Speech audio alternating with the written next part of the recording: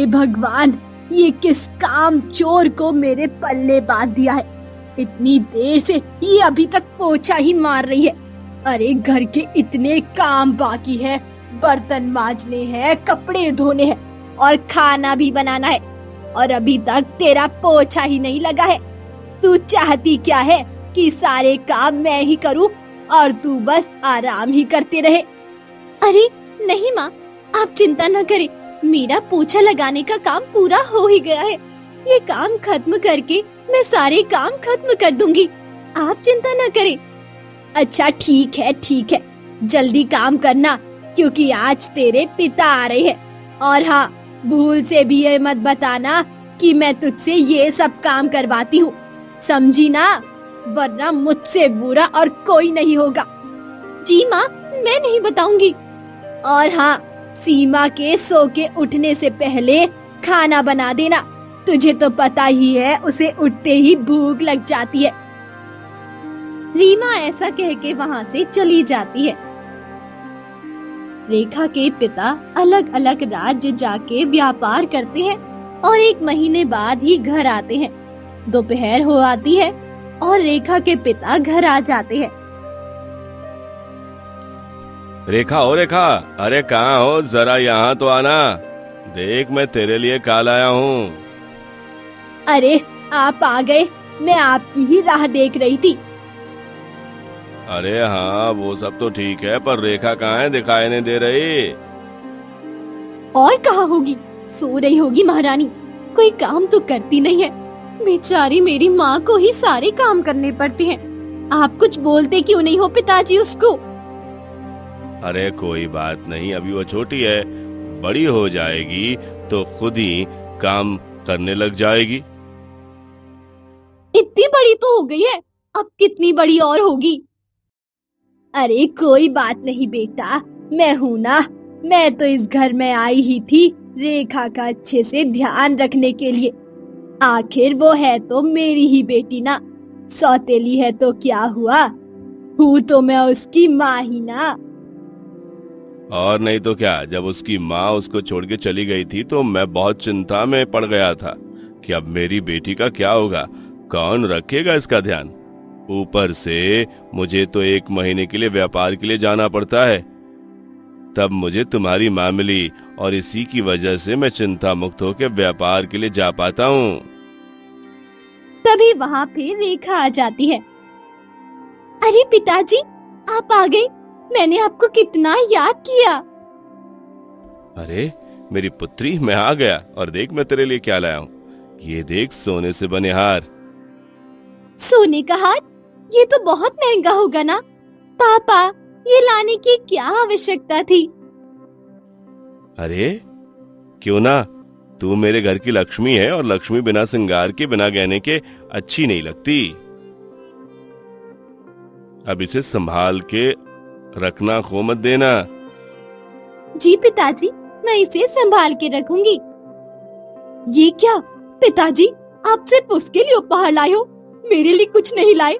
क्या मैं आपकी बेटी नहीं हूँ क्या? अरे नहीं मेरी पुत्री, मेरे पास अभी धन की थोड़ी समस्या है। अब अगली बार मैं तेरे लिए भी गहने लेकर आऊंगा, तू चिंता मत कर। तेरे लिए मैं अभी तो सिर्फ चांदी की माला लाया हूँ। पर पिताजी। अरे कोई बात नहीं सीमा, तुम्हारे पिता ने कहा कि वो अगली बार तुम्हारे लिए भी ला देंगे, और तुम्हें तो खुश होना चाहिए कि तुम्हारे पिता ने तुम्हारी बहन के लिए इतना प्यारा गहना लिया है। अगर तुझे भी किसी दिन पहनना होगा तो पहन लेना, तेरी बड़ी बहन तुझे मना थोड़ी ना करेगी पहनने के लिए। क्यों रेखा, है ना? अरे हाँ हाँ सीमा, मुझे कोई दिक्कत नहीं है, तो जब चाहे तब इसे पहन सकती है। लो, हो गई चिंता दूर। अब कोई शिकायत नहीं है ना सीमा? ठीक है, पर अगली बार जरूर लेके आना। अगली बार कोई बहाना नहीं सुनने वाली मैं। पक्का, मैं अगली बार जरूर लेकर आऊंगा। पिता के आ जाने से रेखा बहुत ही ज्यादा खुश हो जाती है। उनके आने के बाद रीमा ऐसा दिखावा करती है कि वो रेखा से बहुत प्यार करती है और उसका पूरा ध्यान रखती है। अगले दिन रेखा के पिताजी व्यापार करने फिर से चले जाते हैं और उनके जाने के बाद रीमा रेखा से फिर से सारे काम करवाने लगती है। ओहो, देखो तो नौकरानी की भी हैसियत नहीं और महारानी सोने का हार पहनेगी। देख लड़की, तेरे पिता ने भले ही वो सोने का हार लिया हो, पर तू उस हार को छुएगी तक नहीं। वो हार सिर्फ और सिर्फ मेरी बेटी सीमा ही पहनेगी, तू समझी ना? पर माँ, पिताजी ने वो हार मुझे कितने प्रेम से दिया है और कहा है इसे संभाल के रखना। हाँ, तो तू भी सीमा को वो हार प्रेम से ही दे दे, वो भी संभाल के ही रखेगी। ठीक है, अब चुपचाप जाके काम कर। ज्यादा जुबान चलाएगी तो तेरी जुबान काट के रख दूंगी, समझी? उन दोनों की बहस चल ही रही थी कि तभी एक औरत उनके घर आती है। रीमा, अरे ओ रीमा, कहाँ पे हो? जरा बाहर तो आना, एक खुशखबरी देनी है तुझे। हाँ हाँ, आ रही हूँ। और तू जल्दी से काम खत्म कर, और भी बहुत सारा काम करना है, समझी ना? अरे क्या हो गया बहन, इतनी सुबह सुबह कौन सी खुशखबरी लेकर आई हो? कहीं तुम्हारी सास का देहांत तो नहीं हो गया? अरे कहाँ, अभी तो उसकी उम्र इतनी लंबी है, अभी कहाँ उससे पीछा छूटेगा। तो तू इतनी सुबह सुबह कौन सी खुशखबरी लेकर आई है? अरे तूने तो राजकुमार जी का नाम सुना ही होगा ना? वही ना, जो इस राज्य के बहुत बड़े सोने के व्यापारी है। अरे उन्हें कौन नहीं जानता? हाँ हाँ वही, वो अपने पुत्र के विवाह के लिए एक कन्या खोज रहे हैं और उन्हें पता चला है कि रामलाल जी की इतनी इज्जत है, मतलब वो तुम्हारी बेटी से अपने बेटे की शादी करने की सोच रहे हैं। क्या बात कर रही हो बहन, क्या ये सच है? अरे और नहीं तो क्या, वो मेरी जान पहचान के हैं, तो उन्होंने पूछने को कहा है कि रिश्ते की बात करने के लिए वो कब आए। अरे वाह, सीमा के तो भाग्य ही खुल जाएंगे। तुम उन्हें कल के कल ही बुलवा लो, मैं सारी तैयारी करके रखूंगी। रीमा, अरे पहले तो रेखा की शादी करवा लो, बड़ी है ना वो, उसके होते हुए सीमा की शादी क्यों करवाना चाहती हो? अरे बहन, तुम गलत समझ रही हो। रेखा के लिए तो उसके पिता ने पहले ही एक वर ढूंढ के रखा है। अच्छा ऐसा है क्या? चलो कोई बात नहीं, तो तू सीमा से ही बात पक्की कर लेना, मैं यहाँ कल के कल ही उन्हें लेकर आ जाऊंगी। फिर वो औरत वहाँ से चली जाती है। रीमा बहुत ही ज्यादा खुश हो जाती है, उसे इतना अच्छा और इतना अमीर परिवार मिलने वाला है। अरे सीमा, कहाँ है तू? जल्दी आ, एक बहुत बड़ी खुशखबरी है। अरे क्या बात है माँ, क्यों इतनी सुबह सुबह मेरी नींद खराब कर रही हो? कितना अच्छा सपना देख रही थी मैं। अरे बात ही ऐसी है, ये समझ कि तेरी किस्मत बदलने वाली है। अब तो महारानियों की जिंदगी जिएगी तू, महारानियों की। आप क्या बोल रही हो माँ? मुझे तो कुछ समझ नहीं आ रहा है। अरे तेरा विवाह होने वाला है, वो भी यहाँ के सबसे बड़े सोने के व्यापारी के बेटे के साथ। कल ही वो रिश्ते की बात करने यहाँ आने वाले हैं। ये आप क्या बोल रही हो माँ? मुझे तो विश्वास ही नहीं हो रहा, कहीं आप मुझसे मजाक तो नहीं कर रही हो ना? अरे नहीं नहीं, ये सच है। अब तो ऐशो आराम से जिएगी तू, एकदम महारानियों जैसी। तू ध्यान से सुन ले, कल लड़के वाले आ रहे हैं, तो कोई भी गलती मत करना, और जो भी कहूँ बिना कोई सवाल जवाब किए हुए सिर्फ हाँ में सिर हिलाना, समझी? कोई गड़बड़ नहीं होनी चाहिए कल। जी माँ, मैं समझ गई, कोई गड़बड़ नहीं होगी।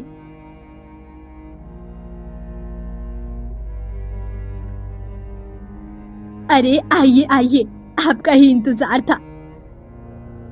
अरे वो सब तो ठीक है, पर कन्या कहीं दिखाई नहीं दे रही। कन्या अभी तैयार हो रही है, वो थोड़ी देर में आ जाएगी। तब तक आप लोग नाश्ता कर ले। रेखा, अरे ओ रेखा, मेहमान आए हैं, जरा नाश्ता तो लेकर आ। ये कौन है? क्या ये भी आपकी बेटी है? अरे नहीं नहीं, ये तो नौकरानी है, यहाँ काम करती है, मेरी तो एक ही बेटी है। पर हमें तो कहा गया था कि आपकी 2 बेटियां हैं। अरे वो उसकी तो बहुत पहले ही शादी हो गई थी, वो सब छोड़िए आप और देखिए सीमा भी आ गई है। प्रणाम। लड़की तो बहुत सुंदर है। क्या आता है तुम्हें करना? मतलब घर का सारा काम तो कर लेती हो ना? घर के काम? तो क्या आपके घर में नौकर नहीं है? नौकर तो हैं, पर हम सर्वगुण संपन्न बहू ढूंढ रहे हैं जो घर के सारे काम करना जानती हो और हिसाब किताब भी कर लेती हो। हाँ हाँ, तो इसे हिसाब करना तो आता ही है, बस खाना बनाना नहीं जानती है। पर शादी के बाद ये सब भी सीख जाएगी। पिताजी, आपको तो सर्वगुण संपन्न बहू चाहिए ना? क्यों ना आप मेरी शादी इस नौकरानी से कर दें? मुझे ये बहुत पसंद आई। इसे घर के सारे काम भी करने आते हैं और हिसाब किताब भी कर लेती होगी, क्यों है ना? हाँ, कर लेती हूँ, पर हाँ, तो बस अब तुम शादी के लिए हाँ कर दो, फिर तुम्हें ऐसी जिंदगी जीनी नहीं पड़ेगी। ये तुम क्या कह रहे हो पुत्र? ये एक नौकरानी है, तुम एक नौकरानी से शादी करने का सोच भी कैसे सकते हो? पिताजी, नौकरानी हुई तो क्या, मुझे कौन सा इसके घर जाना है, इसे मेरे घर आना है। और ऊपर से ये कितनी सुंदर भी है और अपने कामों में निपुण भी।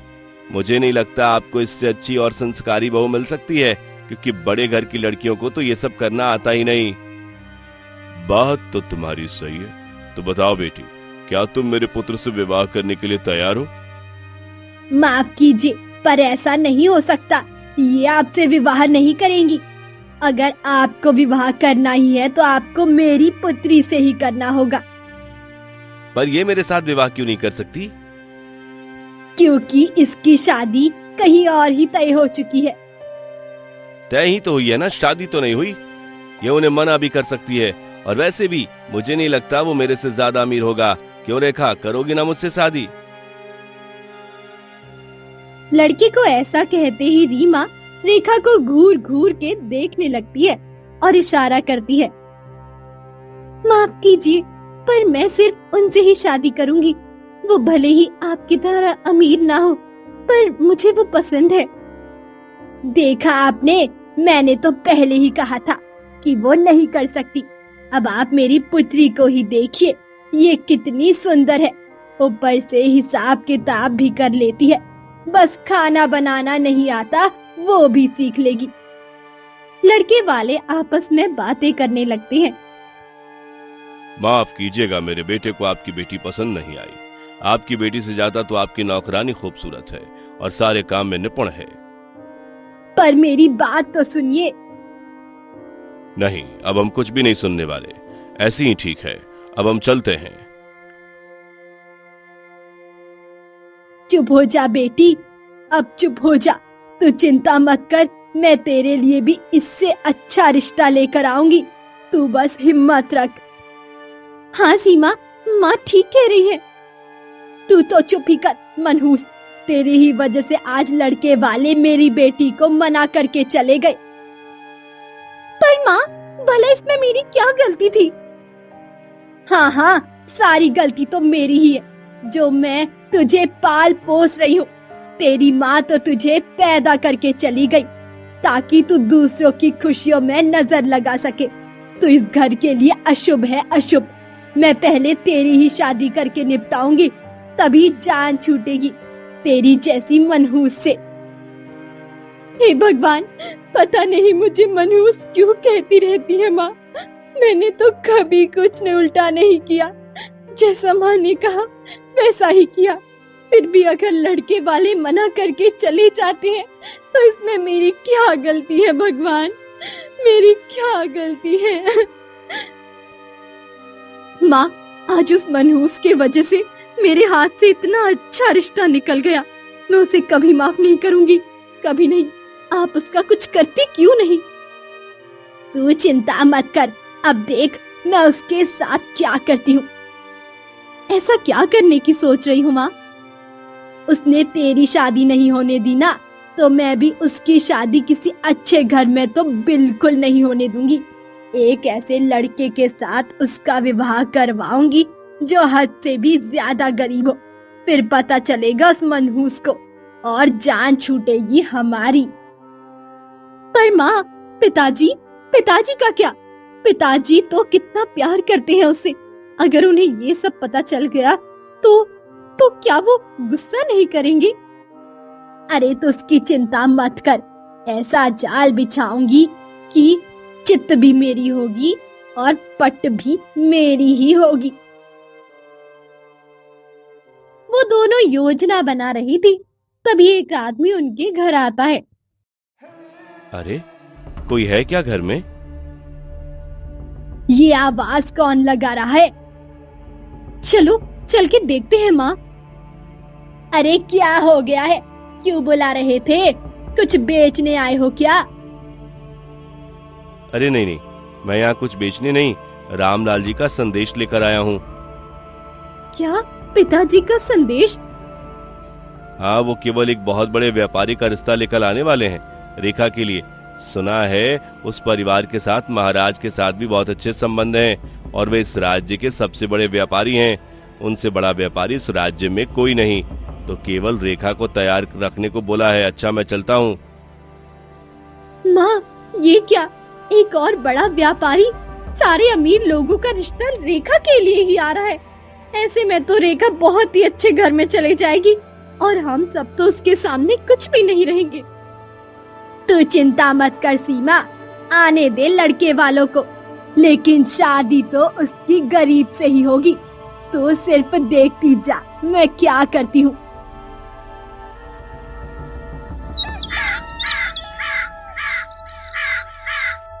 अगले ही दिन रेखा के पिता रेखा के लिए रिश्ता लेके आते हैं। इनसे मिलिए, ये मेरी धर्मपत्नी रीमा है और ये मेरी बेटी सीमा है। और रीमा, इनसे मिलो, ये यहाँ के सबसे बड़े व्यापारी हैं। इनका तो महाराज के साथ भी उठना बैठना है। अरे इनको कौन नहीं जानता, इनके तो चर्चे हर जगह हैं। अरे वो सब तो ठीक है, परिचय तो होते रहेंगे, पर लड़की कहाँ है जिसे हम देखने आए? वो नहीं दिख रही। वो तो तैयार हो रही है, आती ही होगी। ये देखो आ भी गई। आओ रेखा, मेहमानों को चाय दो। वाह, तुमने जैसा कहा था रामलाल, तुम्हारी बेटी उससे भी ज्यादा सुंदर है। मुझे तो लड़की देखकर बहुत ही पसंद आई। अरे इतनी भी क्या जल्दी है भाई साहब, दोनों को आपस में बातें करने दीजिए, आपस में एक दूसरे को समझने दीजिए। जब दोनों एक दूसरे को देख ले, बात कर ले, पसंद कर ले, उसके बाद ही तो हम रिश्ता पक्का समझेंगे। हाँ, आप बिल्कुल सही कह रही हैं। जो बेटा जाकर मिल लो, अच्छे से बात कर लेना, शर्माना नहीं। जी पिताजी, मैं समझ गया। दोनों अकेले में बात करने चले जाते हैं। मैं उन्हें बुला के लाती हूँ, काफी देर हो गई है। हाँ हाँ, जल्दी लेके आओ, आगे की बात भी तो करनी है। तो कैसी लगी आपको हमारी रेखा? हमें रेखा बहुत पसंद है और बहुत संस्कारी भी। हमें तो ये रिश्ता मंजूर है। पर माफ कीजिए, रेखा को ये रिश्ता मंजूर नहीं है। आप क्या कह रही हैं? है वो क्या है ना, रेखा आपसे कहने से डर रही थी। असल में बात ऐसी है कि रेखा को कोई और पसंद है, लेकिन वो गरीब है, जिस वजह से रेखा के पिता उस रिश्ते से खुश नहीं है। पर रेखा उससे सच्चे दिल से प्यार करती है। यदि आप इस रिश्ते को मना कर दे या कोई बहाना बना दे तो बड़ी मेहरबानी होगी। ठीक है, मैं ये बात रेखा के मुंह से सुनना चाहता हूँ। रेखा, अब तुम बताओ कि तुम्हारी माँ जो कह रही है वो सही है? तुम किसी और से प्रेम करती हो? जब लड़के ने रेखा से ये सवाल पूछा तो रीमा रेखा को घूर घूर के देखने लगी और इशारों में कहने को बोली। बेचारी रेखा भी बिना कुछ सोचे समझे हाँ बोल देती है। वो मैं किसी और से प्रेम करती हूँ। और उसी से शादी भी करना चाहती हूँ। आप कृपया करके ये बात मेरे पिताजी को मत बताइएगा कि मैंने आपसे ये सब कहा है। अगर तुम किसी और से प्रेम करती हो तो मैं तुमसे जबरदस्ती नहीं कर सकता। मैं भी जाके रिश्ते को मना कर देता हूँ। लड़का जाता है और इस रिश्ते के लिए मना कर देता है। बेटा, तू मना क्यों कर रहा है? इतनी सुंदर तो है, ऊपर से मेरे घनिष्ठ मित्र की पुत्री भी है। इससे अच्छा रिश्ता तुझे कहीं नहीं मिलेगा। हाँ, पर मुझे ये पसंद नहीं आई पिताजी। सबकी अपनी अपनी पसंद होती है। आपको ये पसंद है तो जरूरी नहीं मुझे भी पसंद आए।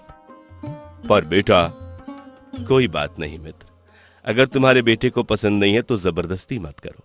बिना पसंद के शादी करने से दोनों में कोई खुश नहीं रहेगा। मुझे माफ कर देना मित्र। अच्छा, तो अब हम चलते हैं। ठीक से, अच्छे से जाना। तू चिंता मत कर पुत्री, ये रिश्ता नहीं हुआ तो क्या, मैं तेरे लिए इससे भी अच्छे रिश्ते ढूंढ कर लाऊंगा, तू देखना। भला मैं चिंता क्यों करूंगी पिताजी? इसी बहाने मुझे मेरे पिताजी के साथ रहने का कुछ दिन का अवसर और मिल जाएगा। मेरा बस चले तो हमेशा आपके पास ही रहूं। मेरी प्यारी बेटी, पर शादी तो तुझे करनी ही पड़ेगी। देखना, जिसके साथ भी तेरी शादी होगी उसके साथ तू बहुत खुश रहेगी और ऐसो आराम की जिंदगी जिएगी। अगले ही दिन फिर से रेखा के पिता व्यापार करने के लिए चले जाते हैं। उनके जाते ही रीमा एक बहुत ही गरीब लड़के को लेकर आती है रेखा के साथ विवाह करवाने के लिए। रेखा, रेखा देख, देख तो कौन आया है, इससे मिल। ये कौन है माँ? ये तेरा होने वाला पति है और आज ही तेरी इसके साथ शादी होगी, समझी ना? पर माँ, कम से कम पिताजी को तो आने दीजिए। उनकी पुत्री के विवाह में वो नहीं आएंगे तो उन्हें अच्छा नहीं लगेगा। तू क्या मुझे बेवकूफ समझती है? तुझे क्या लगता है तेरे पिता आएंगे तो क्या तेरी शादी इस गरीब के साथ होने देंगे? पर माँ, देख लड़की, तुझे तो इस लड़के से शादी करनी ही पड़ेगी। या तो तू इस घर में रहेगी या तो मैं। अब ये तेरा फैसला है, अब ये तेरे हाथों में है। अगर तूने इससे शादी के लिए मना कर दिया तो मैं इस घर को छोड़ के चली जाऊंगी, हमेशा हमेशा के लिए। नहीं माँ, ऐसा मत कहिए। अगर आप चली जाएंगी तो मेरे पिताजी का क्या होगा? वो तो बिल्कुल अकेले ही हो जाएंगे। तो जैसा मैं बोल रही हूँ तू वैसा ही कर, चुपचाप। ठीक है माँ, आप जिससे शादी करने को बोलेंगी मैं उसी से शादी कर लूंगी। बस आप इस घर को छोड़ के कभी भी मत जाना। ठीक है, ठीक है।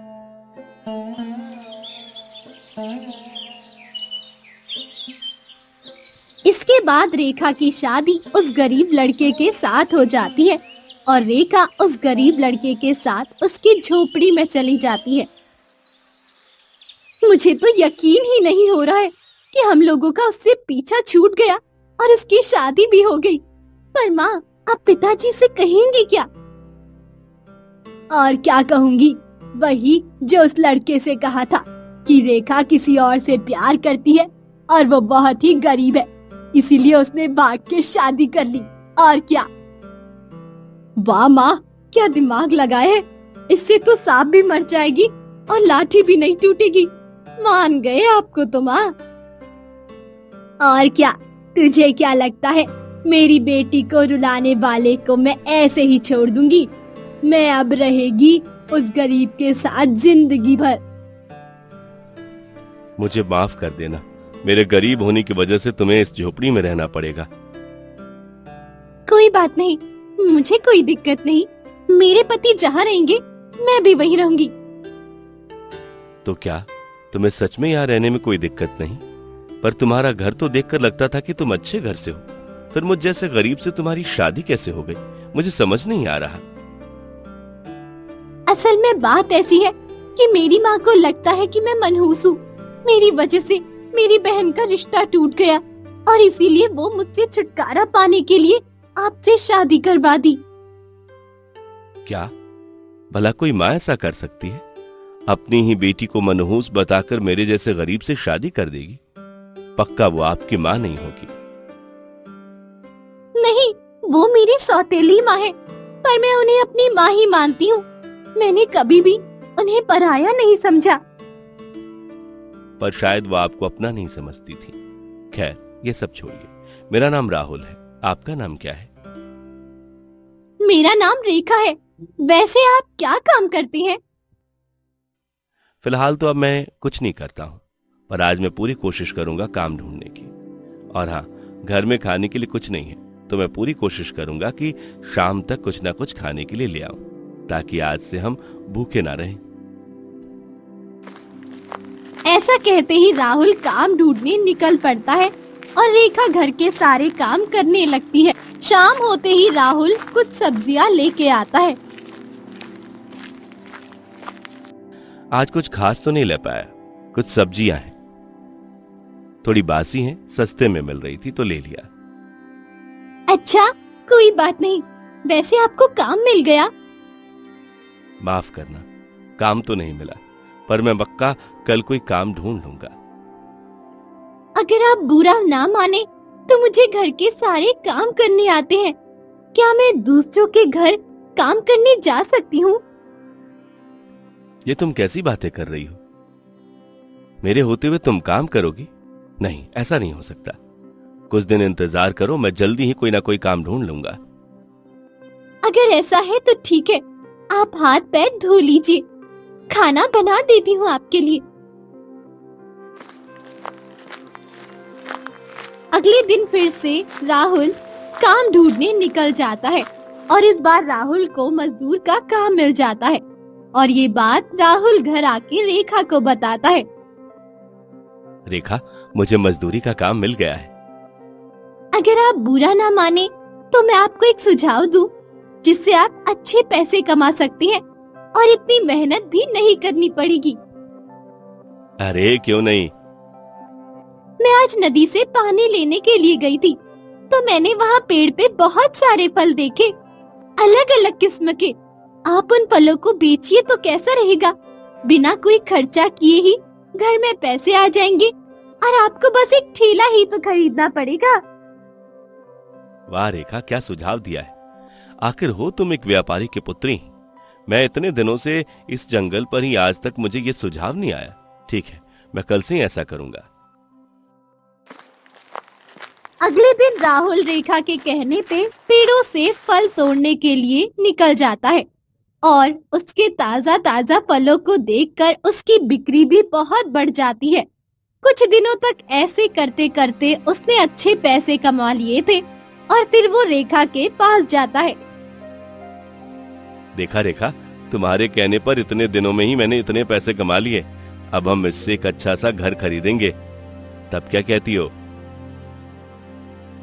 घर तो हम बाद में भी खरीद सकते हैं, पर मैं चाहती हूँ कि आप बाजार में एक दुकान खरीद लें। उसके बाद आप अभी जितना कमा रही हैं, उससे कई गुना ज्यादा कमा पाएंगे और हम बहुत बड़ा घर खरीद पाएंगे। वाह रेखा, तुम्हारा दिमाग तो सच में बहुत तेज है। सोच रहा हूँ कि दुकान का हिसाब किताब की जिम्मेदारी तुम्हें दे दूं। उसके बाद रेखा और राहुल ने एक दुकान खरीद ली और 1 महीने में इतना कमा लिया कि एक अच्छा सा घर खरीद लिया। अब वो दोनों ही आराम से रहने लगे थे। पर 1 महीना बीत जाने के बाद रेखा के पिता घर वापस आते हैं। अरे रीमा, आज रेखा नहीं दिख रही, कहीं गई है क्या? कहीं गई है? अरे भाग गई है तुम्हारी बेटी किसी और के साथ। अरे मैंने उससे कितना कहा कि गरीब है तो क्या हुआ, एक बार अपने पिता से बात तो कर, वो इस रिश्ते को जरूर मानेंगे। पर उसने मेरी एक नहीं सुनी और वो उस लड़के के साथ भाग गई। क्या कहा, भाग गई वो किसी लड़के के साथ? तुम मुझे मूर्ख समझती हो क्या? तुम्हें क्या लगता है मैं तुम्हारी बातों में आ जाऊंगा? पर पिताजी, माँ सही कह रही है, वो झूठ नहीं बोल रही। बस बहुत हो गया। तुम दोनों पर मुझे पहले से ही शक हो रहा था कि तुम दोनों मिलकर मेरी बेटी को परेशान कर रही होगी। पर रेखा ने मुझे यह कभी नहीं कहा, इसलिए मैंने भी कभी उतना ध्यान नहीं दिया। तुम्हें क्या लगता है रेखा मेरी बेटी बिना मुझे बताए चली जाएगी? वो मेरी बेटी है और मुझे उस पे पूरा भरोसा है। अब सच सच बताओ, वरना समझ लेना आज के बाद हमारा रिश्ता खत्म। अरे नहीं नहीं, आप कृपया करके ऐसा मत बोलिए, मुझे माफ कर दीजिए। हाँ, ये सच है कि वो भागी नहीं है। मैंने उसकी शादी एक गरीब और पटीचर के साथ जबरदस्ती करा दी। क्या कहा? जबरदस्ती शादी कर दी? अरे कैसी औरत हो तुम, माँ के नाम पे कलंक हो। मैं ही बेवकूफ था कि मैंने सोचा उसे माँ का प्यार मिल सकता है। काश काश मैंने कभी तुझ जैसी औरत से शादी नहीं की होती, तो आज ये दिन न देखना पड़ता। मुझे माफ कर दीजिए जी, मुझसे बहुत बड़ी भूल हो गई। क्रोध में आकर मैंने इतना बड़ा पाप कर दिया जिसकी अब मुझे माफी भी नहीं मिल सकती। अब पछताने से कुछ नहीं होगा। जल्दी बताओ कि मेरी बेटी कहाँ है। मुझे उसके पास अभी के अभी वहां ले चलो। जी, मैं लेके चलती हूँ। उसके बाद रीमा रामलाल को लेके उस झोपड़ी में जाती है, परंतु वो झोपड़ी बिल्कुल खाली थी, वहाँ पर कोई नहीं था। तुमने तो कहा था कि इस झोपड़ी में मिलेगी, वो तो यहाँ है ही नहीं। देखो, मेरे शांत होने का फायदा मत उठाओ। सच बताओ कहाँ है मेरी बेटी, वरना। मैं कसम खाकर कहती हूँ जी, वो लड़का जिससे मैंने शादी करवाई थी वो यही रहता था, पर पता नहीं कैसे वो यहाँ नहीं है। मेरा विश्वास करे, मैं सच बोल रही हूँ। तभी वहाँ से एक बूढ़ी औरत गुजरती है। अरे क्या हो गया? आप राहुल को ढूंढ रहे हो क्या, जो यहाँ पर रहता है, मतलब रहता था? जी, क्या आपको पता है कि वो हमें कहाँ मिलेंगे? हाँ, असल में वो अब गरीब नहीं रहा। उसकी शादी होने के बाद मानो उसकी किस्मत ही बदल गई हो और उसने अब खुद का एक घर खरीद लिया। वो आपको शहर में मिलेगा। आप किसी से भी पूछेंगे तो वो लोग आपको उसका ठिकाना बता देंगे। आपका बहुत बहुत धन्यवाद माँ। फिर वो दोनों शहर चले जाते हैं और कुछ लोगों से पूछने के बाद उन्हें वो घर मिल जाता है। अरे पिताजी, आप यहाँ? आपको कैसे पता चला कि मैं यहाँ हूँ? उसके बाद रामलाल ने उसको सारी बातें विस्तार में बताई। मुझे माफ कर देना बेटी, मुझसे क्रोध में बहुत बड़ी भूल हो गई। मैंने बिना कुछ सोचे समझे एक गरीब से तुम्हारी शादी करवा दी। कोई बात नहीं माँ, मैं आपसे बिल्कुल भी नाराज नहीं हूँ। और वो कहते हैं ना, जो होता है वो अच्छे के लिए होता है। आपने भले ही एक गरीब से शादी करवाई थी, पर अब देखिए, अब ये गरीब नहीं रहे। अब मैं इनके साथ बहुत खुश हूँ। उसके बाद रीमा को अपनी गलती का एहसास हो गया और रेखा का जीवन हमेशा हमेशा के लिए बदल गया। जाने अनजाने में रीमा ने बहुत अच्छा काम कर दिया, जिस वजह से उसको माफ भी कर दिया गया और सब कुछ ठीक भी हो गया।